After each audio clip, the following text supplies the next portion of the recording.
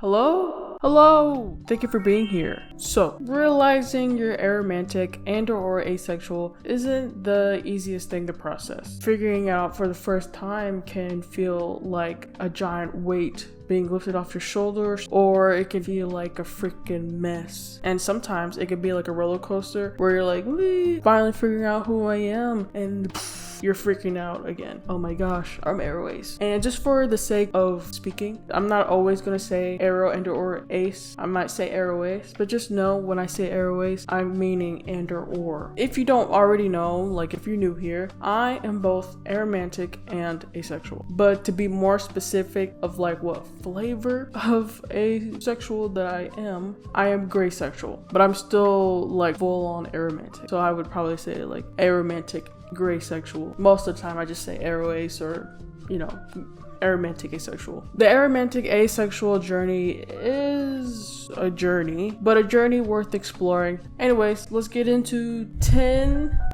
points of some of the hardships that come with being aromantic and or asexual, either just in general or something you're going to run into as a new aroace person. New because like you've always been aro and or ace, but you're just kind of just realizing it, so you're kind of new into the bubble or whatever. Number one, being so different that you feel like a freak. It's hard to be different. You look around you and you see other people who seem normal and accepted by others, and on the inside you want to be like them. And when you talk to people who don't understand you when it comes to your sexuality or your identity, they can respond in a way that makes us feel unaccepted, or like we're just so abnormal, we're just so weird, not the good kind of weird. And it especially hurts when it's someone that you care about or you actually respect their opinion, and especially if they go out of their way to make you feel insecure about something that's just literally a part of who you are. Honestly,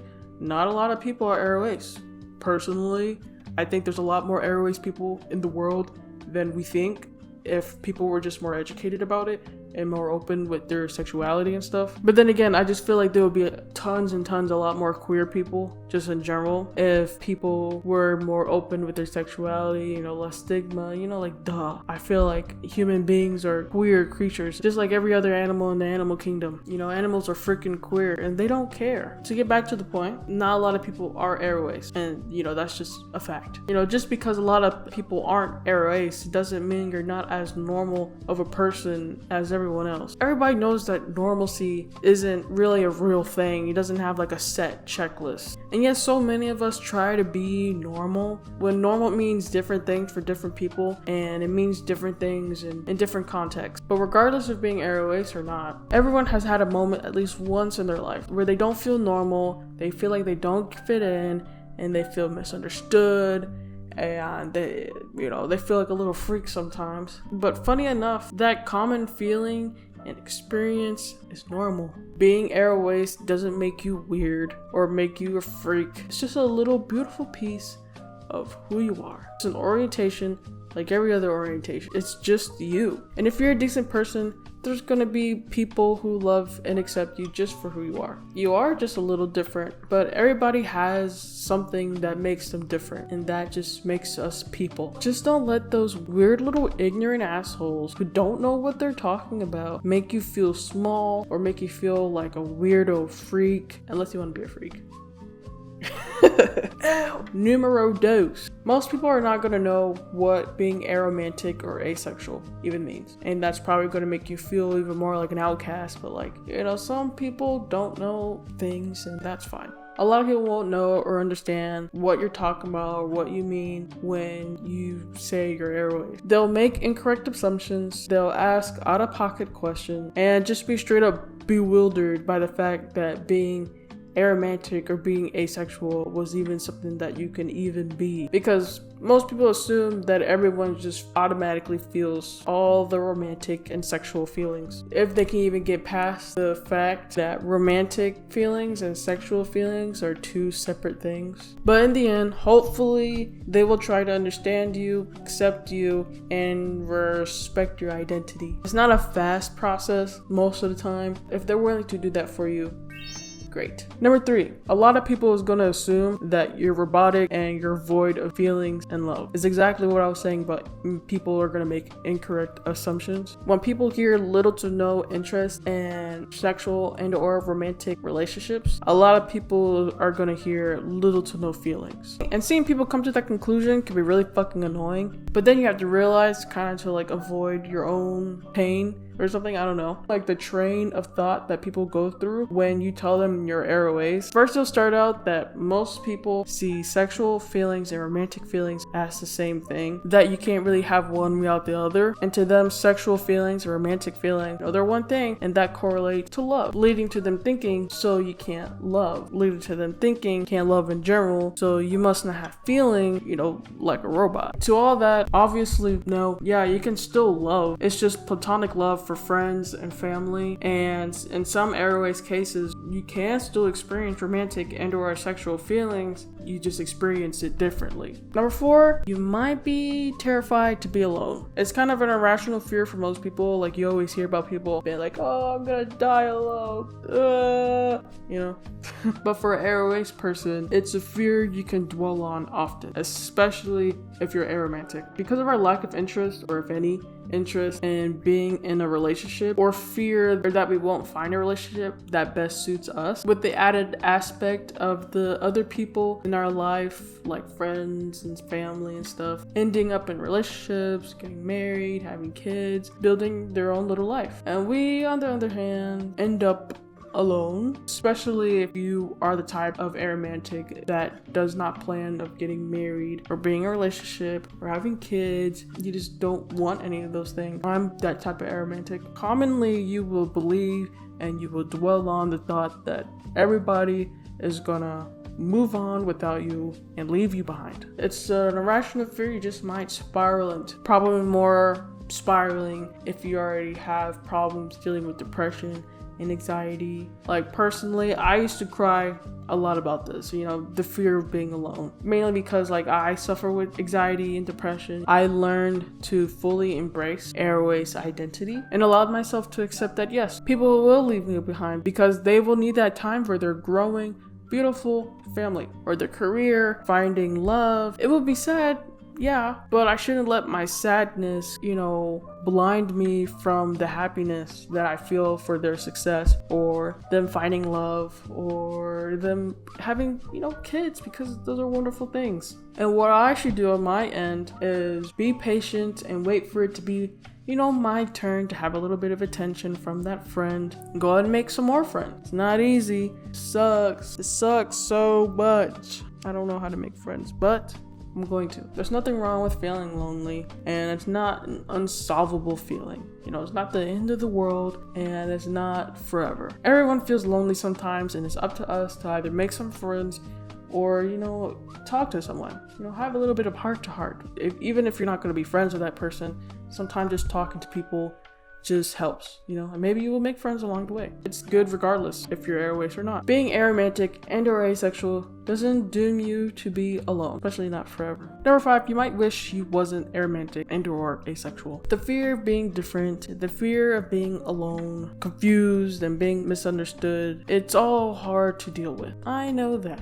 Trust me, I know that. And it just makes you wish that you wasn't aroace so you don't have to deal with all the BS that comes with aroace. Yeah, I won't lie, it's not an easy process. For some people it can be. They realize they're aroace and they're like, wow, that's the feeling I've been feeling all this time? Lit. Everything's good again. That's awesome that happened for you. And the thing is, you might wish that you weren't aromantic and or asexual, but the thing is, you are. So what's the next step? The next step being acceptance and embracing that part of you. It's not easy, but just because it's not easy doesn't mean it's bad to be aroace. It's kind of like knitting. Kind of hard to learn at first. It's kind of frustrating. It's confusing. You're watching all these videos and you're like, why the fuck am I not getting what they're getting? Once you've learned how to knit make those cool patterns, or even make just a little square that you don't really know what the heck to do with it, but you made something, and in the end you really learned how to knit and you made something really cool. And you made that cool little knit thing because you persevered, you worked hard, and you didn't give up. That's kind of how life is. Just because it's hard doesn't mean it's not worth fighting for, you know? Because you just might do something cool with it. And with being aroace, that's just a part of your life. It's a part of you. It's absolutely possible to be happy and queer and live an enriched life full of love, happiness, and cool experiences. It just takes time and patience and effort and self-love. You can do it, okay? Number 6, you might want to be in some sort of relationship, but you doubt you'll ever have that, or you feel like you probably don't even deserve it. Everyone has standards. I hope everyone has standards. And sometimes it may feel like it's impossible to find someone who meets your standards. And the same could be for aromantic and asexuals. And even if you're not aroace, but also if you're aroace, you've probably been told so many times that you need to lower your standards, aka lower your comfort boundaries that make you feel safe within your own body in order to find a good partner. But the thing is, if you get with just anyone, you won't have a happy relationship, and that's regardless if you're aroace or not. And you deserve to have a happy relationship. Finding a good relationship is hard for everyone, but it's not impossible, you know? You may have to lower the other standards like must have brown eyes or whatever, but don't lower your standards when it comes to the comfort within your own body. Like, no. And you know, personally, I don't really have this problem. I just kind of see it in the comments because, you know, I read everyone's comments. Yeah, I hear from other people about how they're on the aroace spectrum, but they still want a relationship, but they're scared they won't find someone, or they end up dating people that doesn't respect their boundaries. I genuinely believe there's someone for everyone, but I'm thankful every day that I'm like full on aromantic because you guys in the dating world are struggling. It seems tough. It seems embarrassing. It's cringe, but you know, I'm cheering for you guys from afar. Making friends is hard enough. If I were to suddenly want to be in a relationship, I refuse. Anyways, number 7. A lot of people won't believe you, or they'll believe that you chose to be aromantic and or asexual, because who would love to be that? Who would love to be queer? Me, I would love it. I mean, I do love it, but only because of the community that revolves being queer. If there's no stigma or whatever, you know, I don't think being queer would be crazy. It just wouldn't. And I feel like most of the human population would be queer anyways if being queer wasn't like some sort of stigma. But yeah, like I said, a lot of people are not going to believe you, or they think you chose to be aroace. It's stupid as hell, and it won't make any sense to you because you literally tell them you're aromantic and or asexual, and the other person will find any damn reason under the sun on how you're wrong and you don't know what you're talking about. You chose to be that way. And at first it's going to be really frustrating to go through that, especially from someone you care about, trying to explain to them, trying to educate them, but they're like, nah. But you can't teach someone who don't want to be taught. I mean, all you can do is hope that maybe they'll accept it over time, but it's not on you on whether or not accept you or not. Number 8, people may think you're immature because of your disinterest in sex and romance or your lack of experience. I've seen it so many times, but it's annoying how many people literally equate sex to maturity. And God forbid you're a virgin. It won't matter how much you've accomplished in your life, how smart you are, how educated you are, well-rounded you are, it won't matter. At the end of the day, if you haven't had sex or been in a relationship or lack having sex or lack being in relationships, you might as well be a child in their eyes. Like, a lot of people respect your opinion less, or even they won't respect your opinions at all just because you didn't stick your finger in someone's butt or whatever sex is, I don't know. And some people won't even listen to your relationship advice just because of your lack of experience or lack of interest, if any at all. Even when you're right, like 99% of the time, they still won't listen to you in the future because you don't know what you're talking about. Like, no, I've never been pussy whipped before, but I can tell when a person is being toxic to another human being, you know? It's not rocket science. According to a lot of people's logic, the only way they can equate an adult to being adult is just how many times you had sex. Like, yeah, I get it. I'm not really gonna understand the ins and outs, like what it's like the exact feeling of what it's like to be in love, or the exact feeling on heartbreak after being in love. Like, I'm not gonna be like, just get over him. or whatever, because honestly, I don't fully understand what it's like to be in love. When it comes to certain things in relationships, I won't understand, and I'm not gonna put my 2 cents in it. But when you're telling me your boyfriend is treating you like this and that, I'll be like, Number 9, you don't see much aromantic or asexual representation in the media. Getting queer rep in general is still an ongoing battle, but we are getting more representation. We get some aroace rep, most of them kind of suck, or it's not really openly clear that they're aroace, but it's kind of like heavily implied. Like say like a Luffy character, he just doesn't have any interest in relationships or sex and stuff, so it's just like the aroace community claims him. So basically if a character doesn't show interest or lack of interest, they get picked up. Whoop, you're ours now, bitch. Or it's kind of like a behind the scenes type of thing where it's like, SpongeBob is asexual. Oh, SpongeBob is asexual? That's cool. Love that. But at least people are trying, and there are some that's like decent. It's not like amazing, but at least the creator tried. We'll get a lot more representation soon. Now, will we get aroace emojis? No, that's true representation.